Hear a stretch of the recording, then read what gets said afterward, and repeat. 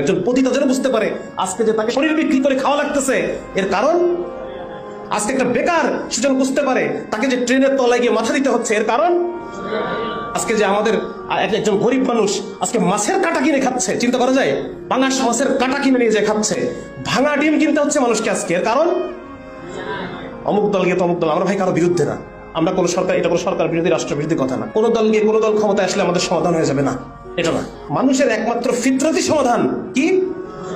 আমরা বলতে চাই যে শরিয়া ছাড়া কোনো সমাধান নাই, লা হাল্লা ইল্লা শরিয়াতি, শরিয়া ছাড়া কোনো সমাধান নাই। যত মানুষের যত সমস্যা, সমস্ত সমস্যার সমাধান শুধুমাত্র এই শরিয়ার মধ্যে।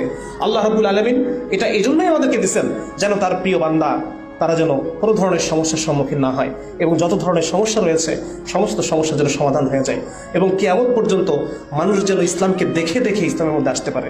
লা হাল্লা ইল্লা শরিয়াতি, এই হোক আমাদের স্লোগান, শরিয়া ছাড়া কোনো সমাধান নাই।